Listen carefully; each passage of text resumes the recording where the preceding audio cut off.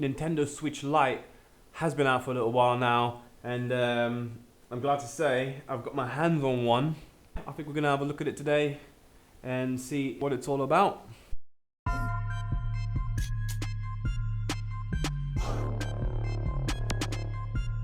So, when I first saw this, my initial reaction was, wow, this is a nice looking piece of kit.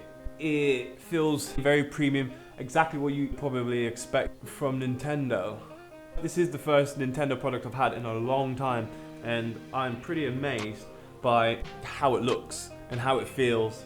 The reason why I wanted the Switch was primarily because it's a handheld device. I wasn't going to attach it to the TV. It was just going to be a portable thing to play probably while I'm watching TV. But what I would say, before I came across this one, I initially did look at the Switch. However, the price wasn't really great in my opinion. Luckily, I realised that this existed and picked this up instead.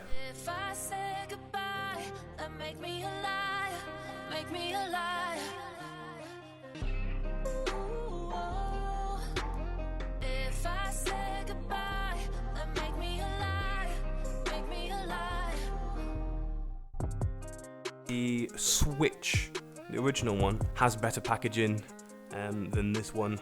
I think it has more content in there as well. I think it's got the detachable controllers and that. But this doesn't. This is just a console. So here it is.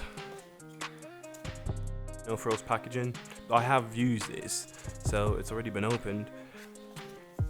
But when you get your brand new one, it will be wrapped up nicely in some plastic.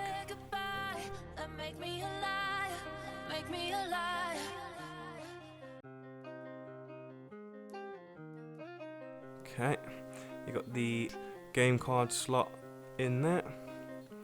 It takes a normal headphone, so it's got a headphone jack there. At the back, USB connected to plug it in there. And it's also got an SD card slot right there for you. Again, I think you can upgrade that storage to hundreds of gigabytes. And in the box, you get the charger, nice and simple, no frills. There you go. And then you've got the manual, instruction manual, I believe, something like that. It's funny. I think they just threw a normal Switch manual into this, because all the things that it describes on there seems to be for the Switch, like the detachable controls. So yeah, I think it's all the same thing anyway. And that's pretty much all you have in the box. The Switch Lite runs on a custom NVIDIA Integra processing CPU and GPU. It has 4 GB of RAM. Storage is 32 gigs, and that can be extended with a micro SD card. The dimensions of the Switch Lite come in at 91.1 by 208 by 13.9 millimeters and weighs in at 275 grams. The screen size is 5.5 inches and the resolution is 1280 by 720. At the moment, it plays all current Switch games. I do feel it's geared towards kids and families. It does come in 3 different colors: yellow, turquoise, and grey. So as far as this goes, you can't detach it, you can't remove the controls, and the trade-off for that, I suppose, is £100 cheaper. So you know, you got to decide what would suit you best as far as how you're going to use it. If you feel you're most likely going to be using it as a portable device solely, then I'd say this is the way to go. Another pro with this is not only does it play all the current Switch games, there are a load of well-known games on this device that you can download in the game store. Only problem is, it seems as though Nintendo exclusive games are so expensive on this thing. You're looking at about £50. £50. I don't understand why it's so expensive. What I do is because most people who own these devices do pay that price for these games. So there's no reason for Nintendo to lower their prices, which sucks because I find it hard to justify paying that kind of money for, you know, a Super Mario game. One thing I would say is they do have sales in the App Store every now and then, so you know you could probably pick yourself up a little bargain. Though I've only had it for about a month, so I don't know how often Nintendo exclusive games go on sale for.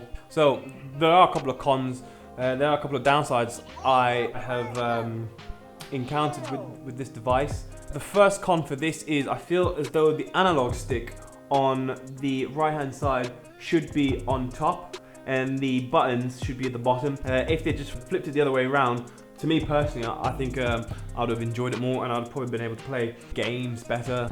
So I kind of keep it basic and stick to Super Mario. So another thing I would say is the battery doesn't really last long with this device. I'll probably get a solid day out of it, and I'm talking about probably a couple of hours gameplay and probably just having it on standby for the rest of the day, and I'll be looking to charge it. So, you know, just to keep things nice and simple so I don't run into any problems, I usually charge it overnight anyway. As far as my thoughts on this, it is a little bit more on the expensive side than I would want to have paid for it, but it is a good device. It lets you play a lot of AAA games, a lot of Nintendo exclusives on the go.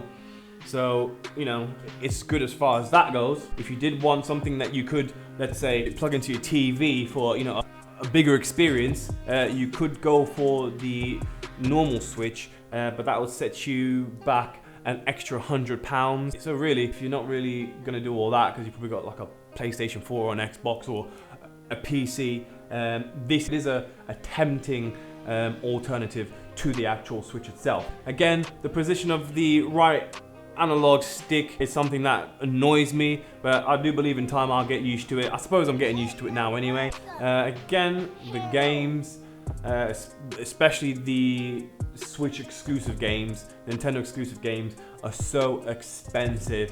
Hopefully Nintendo, through some grace of God, might find it within their hearts to lower the prices of these damn games so we can all enjoy them.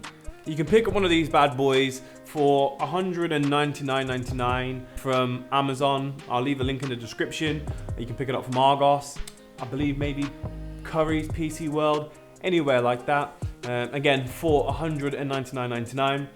Thank you guys for watching the review. If you've got any comments, you can drop them down in the comment section. If you could be kind enough to leave a like, subscribe. Thank you very much, and I'll see you in the next one.